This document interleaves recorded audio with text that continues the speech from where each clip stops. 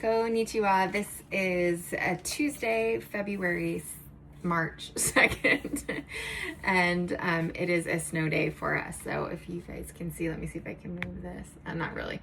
Anyways, it's a snow day. So we're right now at Shiga Kogen Resort. We're staying at the Okushiga Hotel, and we got a much needed snowstorm, which is great. That makes us super happy.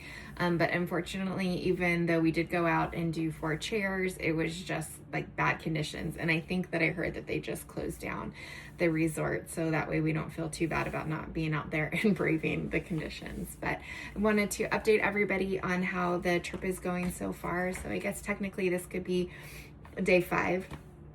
So to start from the very, very beginning, which actually feels like so long ago, we were able to secure an earlier flight to Japan.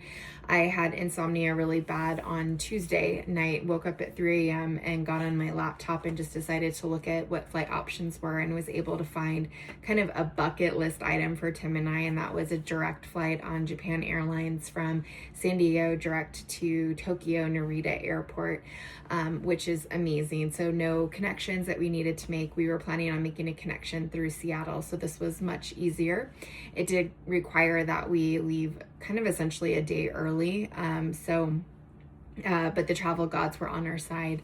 In addition to finding this great flight, we were able to find award availability at the Park Hyatt Tokyo, which is just a landmark, property inside the Hyatt brand. We'd stayed there once before about 15 years ago, and they just got done going through a huge remodel. So the fact that it was available in points was wonderful.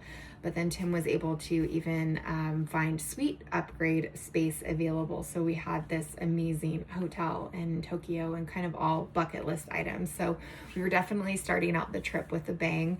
It got even better when the one and only patient that we showed up to see last Wednesday let us know that he thought he was coming down with a cold, that he knew that Tim and I would be traveling. He's a veterinarian, so he's very conscientious, and said that it was fine if we rescheduled him. So that made the day even lower stress. So we were able to get home, kind of take our time getting our house ready, getting ourselves ready, and of course singing goodbye to our little Miki-chan, spending lots of time with him and giving him lots of cuddles and kisses before we went. So low stress start to the vacation. That was great. And then really a lot of excitement at the start of it. We got to the San Diego airport. We were able to find a spot, right in front of the plane that we were getting ready to board the Japan Airlines flight. Got on, and it was everything that you expect with Japan Airlines. Their service is just so great. We had business class seats, so after settling into our little pods, we enjoyed our pre-flight drink. Our purser, which was actually the head purser, Ito-san, was amazing the entire time, really delightful. And we settled in and had a great, uneventful flight, which is always what you want. I think Tim and I both slept around 4 hours. The flight time was about 12 hours. So that's good. It feels good anytime you can sleep on a plane. They were lie flat, so that's always better. Just rewinding real fast. My girlfriend was actually able to, I texted her as we were taking off, she was able to actually catch a video of us flying over San Diego inside the Japan Airlines airplane. So that's super cool. Again, this is like a bucket list item. It rarely comes available on points, especially on business class, especially for 2 people. So the fact we were able to do it felt really amazing. So again, really uneventful flight. We had a great meal. Tim did the Western or international meal, and I did the Japanese meal. Both of them were fine. And then just went to sleep and showed up at Narita Airport. Like everything had been so smooth and so amazing. We were honestly just smacked in the face though with the chaos that was Narita Airport. The immigration and customs was by far the worst I've ever had to deal with in all of my years of travel. And you hear nightmare stories and you always think, like, how does that even happen? Well, we found ourselves caught up in exactly that. Just a line forever. They were closing down one arm of the immigration right as our plane and probably like 5 other planes were arriving. Narita Airport is really far removed actually from Tokyo. It's about 75 to 90 minutes outside of central Tokyo, so it's not convenient, but that's just where a lot of international flights do arrive.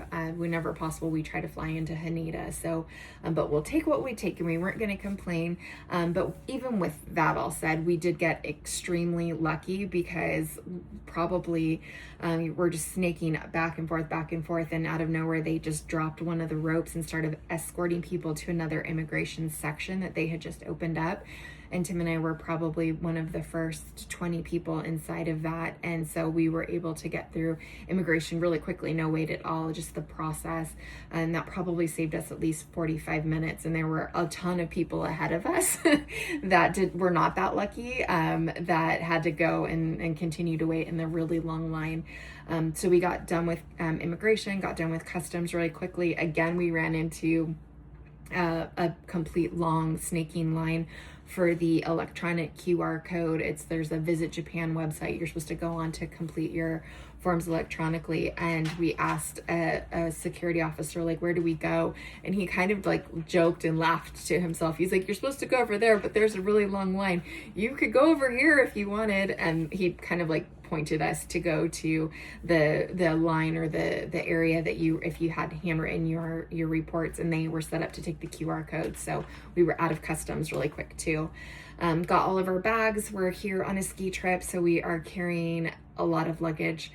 And we took that luggage back from our flight and put it in the taku bin as quickly as possible. So we went over to the area where we're able to ship our bags directly from the Narita Airport, all of our ski bags directly from the Narita Airport to the hotel that we're at now.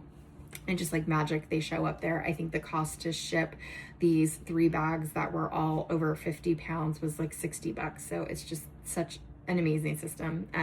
It's incredible that they're able to do it because everything is still handwritten in triplicate. So I don't know how they do it, but they do it, and it's amazing, and it makes getting around so much easier. After we checked everything in the taku bin, we got on the quickest train that there was from Narita to Shinjuku, and that was called the Narita Express. We did have to wind up waiting on the platform for about 30 minutes, and that was fine. We got to cool off, got to use the vending machine, and just kind of, relax for a little bit. Got on our on our train. I don't think I have any pictures of this, but the regular car was like $20 per person, and the what they call the green car, which is like their business car, was $25 per person. And after all of the chaos of customs and immigration, we're like, let's go for the $5 more. And we were obviously in a train that was just filled with a bunch of people that had the same mentality, all like Westerners, and because it's a super nice way. And we're on that train for about 75 minutes, and then took a taxi, walked through Shinjuku Station, which is, again, one of the most busiest train stations in the world. Tim and I decided on the train that we were really tired. It was probably about 8 p.m. Tokyo time. We were tired. We didn't want to go out and have to try to find food, so we decided we were just going to get train station sushi, which is better than any sushi that you will find in the United States. I mean, you could get sushi at the 7-Eleven in Japan, and it's going to be better than any sushi you would get in the United States. So we got into Shinjuku. We were able to find a grocery store, and we were able to get a little egg sando, which are those fluffy white sandwiches with eggs in between, egg and ham and cheese, and then a great sushi plate. So we grabbed our food to go and got a taxi over to the Park Hyatt and went through the amazing Park Hyatt experience of checking in. Like it's just luxury. It's amazing. The hotel itself, first thoughts, like coming into it, it looked very familiar. And what our I guess valet told us was that a lot of the renovations that they did recently were just of the rooms itself, not of the interior. And the interior is super classic. And if you don't know about the Park Hyatt Hotel, I would just highly recommend that you watch the movie Lost in Translation with Bill Murray and Scarlett Johansson, because those 2 actors are the star, but truly like the third starring feature is the Park Hyatt, because it's amazing. So they didn't want to make a lot of changes to the parts that are just classic Park Hyatt Tokyo. Tokyo. So a lot of the renovations were focused just on the rooms. But JJ checked us in, or got us to our check-in point, brought our bags up to the room. You don't have to tip in Tokyo, so it's always hard to like break that I guess instinct that I have of like, no, I can get my bags, and just like let JJ take the bags. JJ, you can take the bags. This is amazing. Please do it. One regret that we have is that we didn't give JJ any temiyagi. We were just not on our game. We did give Ito-san, our head stewardess, on the flight. We gave her temiyagi of the Trader Joe's bag. I'll put some photos in of what our temiyagi is that we brought this time. But we gave her a Trader Joe's bag and she was very excited, and we got some amazing gifts back from it. So that was really cool, and that's really the beauty of the temiyagi. But back to the check-in. So JJ brought our bags up. We went through our check-in. We got into our room. It was a beautiful suite.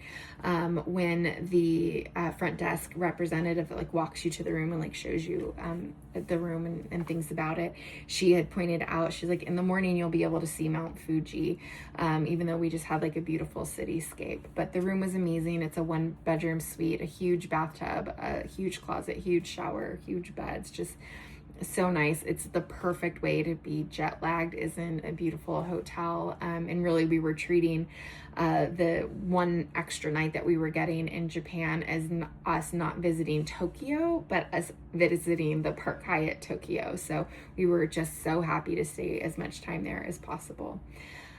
We went to sleep after our amazing sushi picnic, and woke up in the morning and had a amazing breakfast buffet.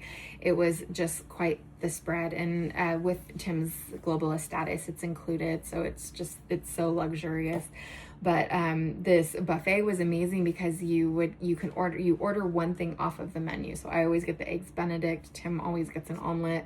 But then you could go to the buffet, and the buffet was just appetizers, but they were just in these beautiful glass bowls, so intricate. And then they had glass lids on top of it, which that's my type of buffet. Like, I hate buffets where I feel like I'm gonna get sick. And so this was just so beautiful, so clean. The pastry spread that they put out was insane. The different breads and just it was awesome, and it was beautiful, and it was overlooking the city landscape. So we had breakfast there, and then we decided to go to the onsen and do our first onsen experience. The women's onsen was great. So an onsen is a spa. I think the biggest difference is in Japan is there's a lot of rules around it. So you take your shower beforehand, you make sure you're nice and clean. You don't want to bring any of your dirt and filth into the onsen water. You are not allowed to wear any clothing at all. Your hair is not allowed to go into onsen water. And then you kind of just get to enjoy the different onsens that they have. And typically the onsens are going to be different temperatures, so from really hot to cold plunges. And so we took our time going through the onsens, relaxing, just, taking it in. And then the Park Hyatt has an amazing co-ed pool. So Tim and I met back at the pool and just kind of hung out, enjoyed the view there for a few minutes, and then decided to leave because some kids came and they were making some noises. So decided to leave. And then the next and only reason that we left the hotel was because Tim wanted to get a pair of Onitsuka tigers, which he loves to collect. So we walked to the Onitsuka tiger store in Shinjuku, which was about a 10-15 minute walk, but it was cool to get out, get some sunlight so we could try to reset our brains from our jet lag. Tim found a pair of black on black with just a little bit of white Onitsukas that he didn't have before, so that was fun. We came back, just relaxed a little bit. I took probably my second or third bath in the amazing bathtub that was there, and then got ready to go to lunch. So Tim had booked a special lunch for him at the New York bar, which is on I think it's the 54th floor. And it just outlooks over Tokyo again. And so we had a great dining experience there. They initially put us in a bad table, and so we spoke up and we said we wanted a good table. And they moved us to a good table next to the window, so always ask. had some food, and then at the end they came over and they're like, oh, do you want to move to another seat? And I had noticed like over and over and over again that people kept getting moved to the other section, and I thought that it was because we were close to bar, or like the shutting down time of the restaurant, and so they were trying to move us over to the bar section. But really, just when you get to your dessert meal, they try to move you to the bar section of the restaurant, which is still set up with tables so that you get to enjoy another view. So I thought that was great. But when they walked us over there, then they had like the best table available right next to the window, right next to the piano. And they had a birthday cake that said "Happy Birthday, Tim," and like little like lit candles. So that was really exciting. I don't know why I got so emotional. Like I wanted to cry, but it was great. So we had our lunch or our dessert, and then went back to our room and packed up, which is always hard to do, especially when you're leaving such a great hotel. Packed up, and then in Tim's opinion, we made a mistake. We were planning to take the Shinkansen. We did take the Shinkansen from Tokyo to Karuizawa, which is the next little city on our stop. And I said, okay, well, let's just take the local train from Shinjuku Station, which we were very close to the next station where the next closest station where the Shinkansen, the bullet trains, get picked up at. And maybe it was a slight oversight, but I knew it would be busy, but it was during rush hour traffic on a Friday. So there were a lot of people. We had to stand for 10 minutes on the train when it was really busy. There was no seats available.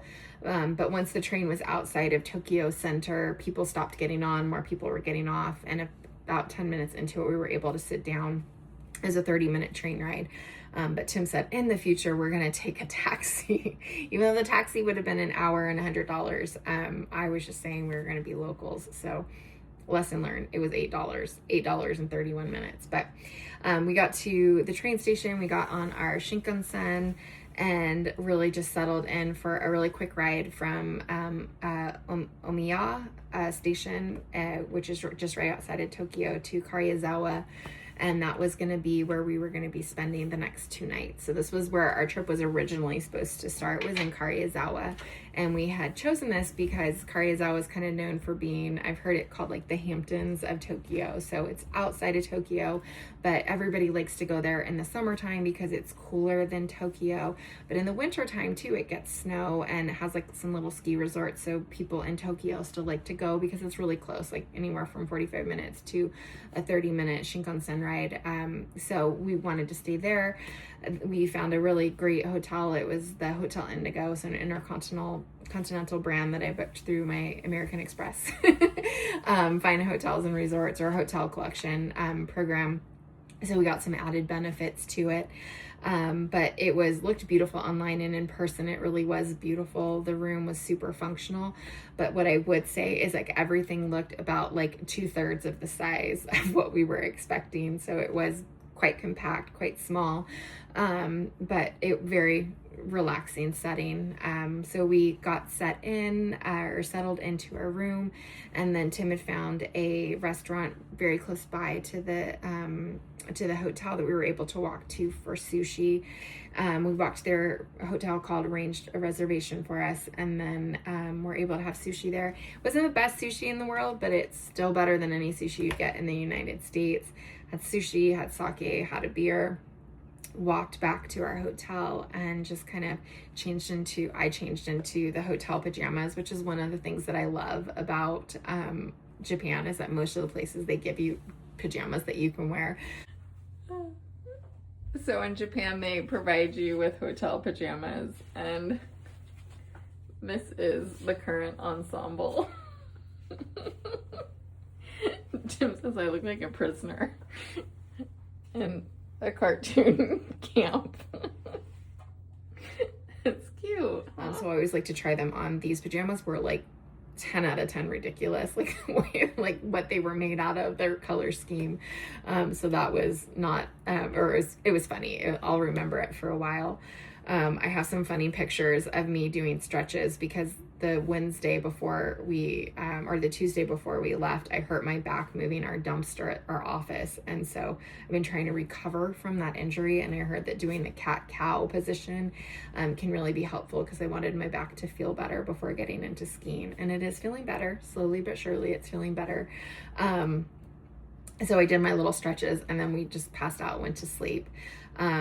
It's always hard to sleep the first few nights. I slept pretty good. I woke up at about 6 a.m. Tim was out cold, so I wasn't going to wake him up. So I just kind of like snuck out, took all of my stuff to get ready, and went to the onsen that they have there, the public bath that they had there, and had it to myself, which is amazing. So I was able to shower, enjoy the onsen, get fully ready, come back to the hotel room, and Tim is still sleeping. So that's a good sign. He was getting his R&R. But he eventually woke up a little bit later in the morning, so we decided just to skip breakfast. And instead we had watched a video on Karuizawa, but one of the many things that it's famous for. But one of the things that it's famous for is they have a hotel there called the Mompai that was kind of really famous for John Lennon and Yoko Ono, that being a place that they came summer after summer after summer. So I think it was from like 1974 to the summer right before his death in 1979. They would go and just really live out of the Hotel Mompai and just enjoy being locals inside of Karuizawa. So we went there for lunch, and it was an amazing lunch, but we were the only ones there. So clearly we were not there in the high season, but it was a beautiful room. The hotel itself is historic. There was a cool little kind of like museum hall that you could go and read the history. So during World War II, the US actually took over the hotel and used it as like a command station for their generals. And it had pictures of them having pool tables in the grand lobby. It's just kind of crazy, but the things that we do for war.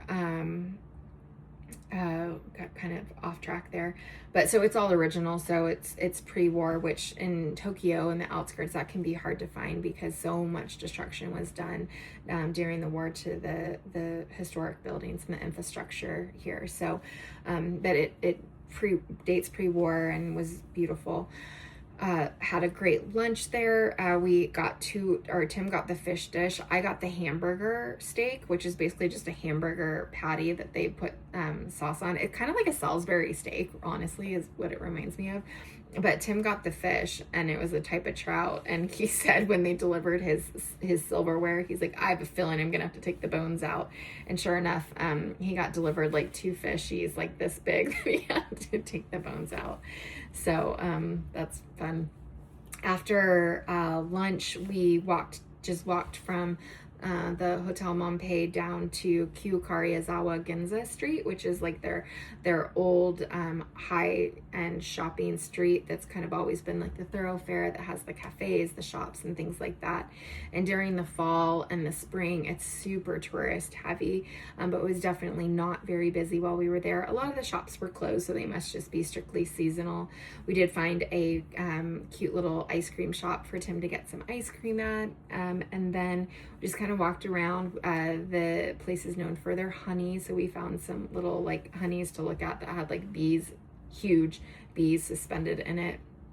It's in the Nagano area, which is known for their apples. So we were able to get this little handheld apple pie, which was really delicious. Although not super special. Like, I mean, it was great, but I wasn't like, this is the best apple pie I've ever had. So we did the, walk there, and then we both kind of decided like we could just go back and relax. So we had wanted to like go back and relax and then get back to the Hotel Mompai for when their bar opened, because in there was like a piano that John Lennon used to play, but also just like our type of bar, just wood and everything. Tim was able to snap a picture, but when we got back and looked it up, it was not actually opening until 6 o'clock, so that was out of the cards at that point.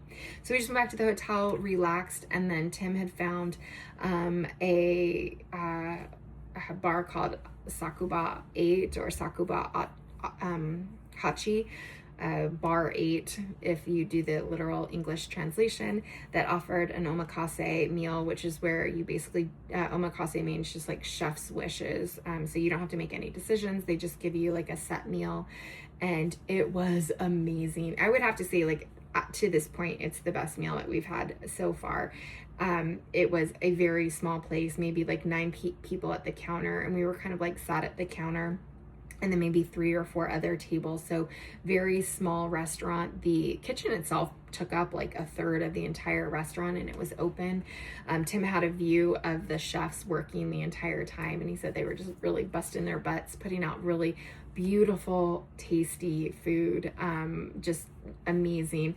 The only flaw is it was just way too much food. When I'm jet lagged, I am not hungry at dinner time, because it's kind of like our breakfast time.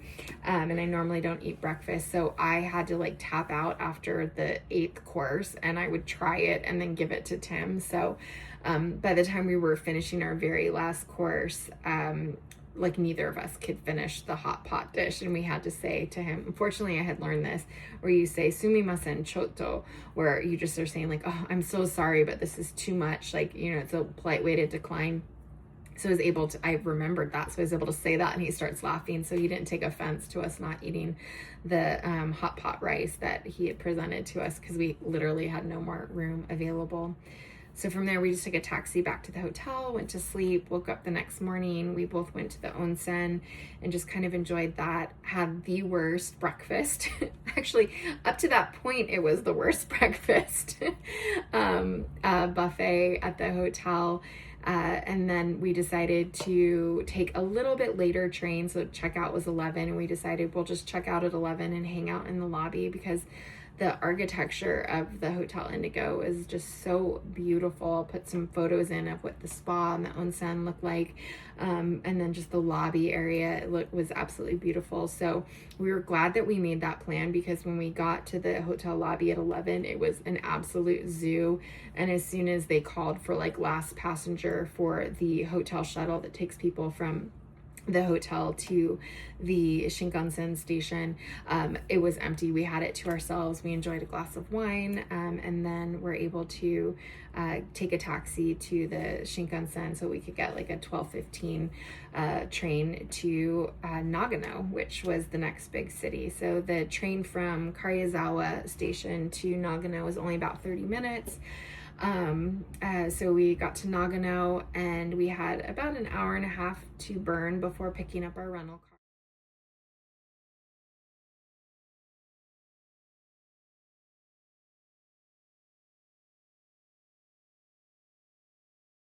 And Tim had found a sushi place, again, like right outside of the station. So we kind of just did a little walk, and were able to have a really good sushi meal. Like, it was really great. We just, I'll put photos up of what it was, but it's all sashimi and sushi.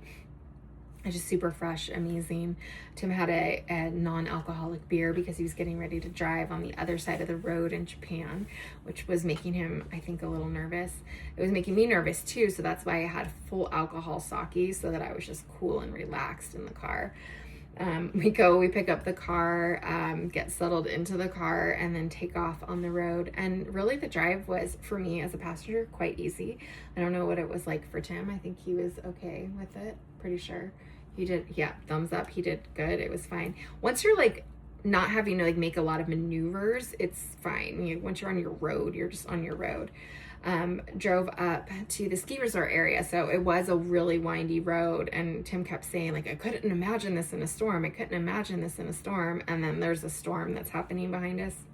So we'll be in a storm tomorrow. So I can't imagine it in a storm. I'll let you guys know how that goes. So we drove up here to our hotel, and we're staying at the Okushiga Kogen Hotel, which is in the Okushiga Kogen ski area. And really the reason that we're at this place is because we have icon passes, and this just was added to the icon pass, so we get to ski for free here. So that was what attracted us. It was wanting to like experience a new ski area. We've skied in Hokkaido and the Niseko area now 3 times already, so we didn't want to like repeat that. We wanted to explore. And so that's why we're here. But the hotel check-in was kind of a nightmare. They couldn't find my reservation at first. I felt a lot of pressure because I was the one that made all the booking. And then, you know, they were able to find it. We checked into our first room and it smelled so bad. It like was like the worst smell ever.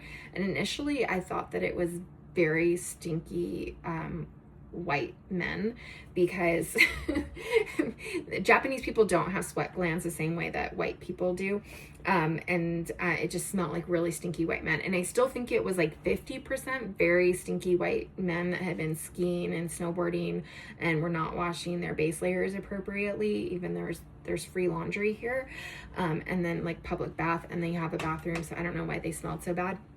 But I also think too that they had just varnished all of the wood in these rooms.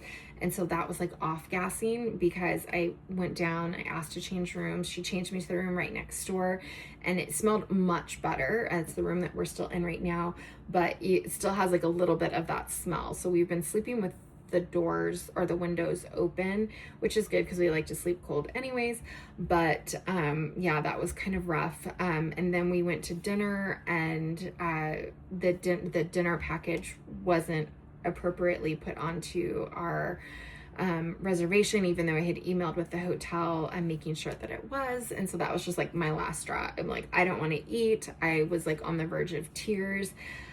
Just like feeling really, really down. It was definitely a low light of the trip. But fortunately I was able just to go to sleep, woke up the next day, and it was our first ski day. And my best skiing conditions are like amazing corduroy groomers, blue skies, no wind, perfect visibility. And that is what yesterday was. I had so much fun skiing. The hotel is ski in, ski out, so you couldn't get more convenient. There's a bunch of interconnected different ski resorts that make up the Shiga Kogen, which is the resort area that's on the Icon Pass. So we could ski from one resort to the next, and I think we wound up going to 4 ski resorts. Yakubit Tayama was the first one, and then Ichinose, and then Ichinose Family. So I got to experience like a bunch of different resorts, and it was a lot of fun. Like I had so much fun doing that. We came back to the hotel. I did an onsen. Tim did a nap, and then we went to a resort that's right next door to this resort. This resort is just so worn. The resort that we're in, the Okashiga Kogen resort, is so worn. Like, I mean, it must have been something else in like 1969 when it was built, but it like they haven't even updated things that you think that would be updated.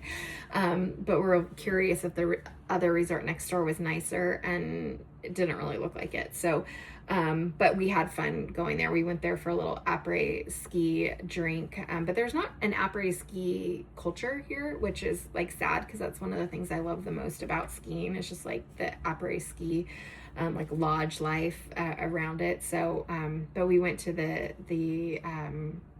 little bar and restaurant that they had over there. They had a nice fire going. It was quite smoky inside, but I had some nice sake. Tim had a nice gin and tonic. Then we came back to our hotel. We were able to get our set menu, this time in the Japanese restaurant. I wanted to eat because I wasn't very sad, and it was really delicious, but we were very tired because we had skied a lot. Typically, Tim and I, like, we call a ski day about 3 hours. We skied 5 hours yesterday. So we were just tired. After our meal, we just both went to sleep. Woke up today knowing that the storm was going to come in, and had breakfast. The breakfast here is horrible. Like the eggs are, you have to eat them with a spoon because they're so soupy, and they're like actual eggs. They're not powdered eggs like what you get like at a Hampton Inn breakfast. They're like actual eggs that they're just barely cooking. And just everything is like semi-gross. They barely cook the bacon, and it's, even their Japanese things don't look great. The Japanese fishes look like super dried out and not tasty. So we dealt with breakfast, ate as much as we could, and then got ready to go skiing. As we're walking up to the ski thing, they start making announcements and putting out like whiteboards with updated information, because everything is still pretty archaic as far as infrastructure goes here. Putting out whiteboards, and I could tell that things were closed, and I saw a ski patroller tell some guys it's closed. And then as we're going up the lift, we hear that the gondola is closed already for the day, and that the 2 chairs were going to be running at like kind of like storm speed, cautionary speed, which is the one that we were on. So we did 4 runs off of the chairs that were open, and then we just called it a day. We are waiting to see if we could maybe go again, but right before I started filming this, I thought that I heard them say that they were closing down for the day. But I had actually a really fun time because they have a cool course here that is just like zigzags, and it's like a race course is what they call it, or the translation. And so I love skiing that type of stuff. And so I did 3 through the race course, and then we found the kids race course, which was way more fun because it's like in the trees and you're having to like zig side to side. So hopefully maybe we get to go out again and I get to do the kids course again. That would be amazing, but we'll see.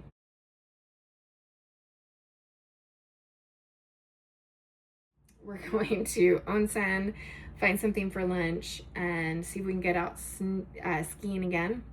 This is our last night in Okashiga Hotel, and we are going to be driving tomorrow, and hopefully we are going to get to see the snow monkeys on our way to our next hotel. We're going to be moving to the Nozawa Onsen area. We'll see what the skiing looks like there. There is a ski resort there, so we'll see what that looks like, but that's what's coming up. But that's what we've been up to for the last 5 days in Japan. So I'll put pictures in as appropriate, but I will give you guys updates later. Bye.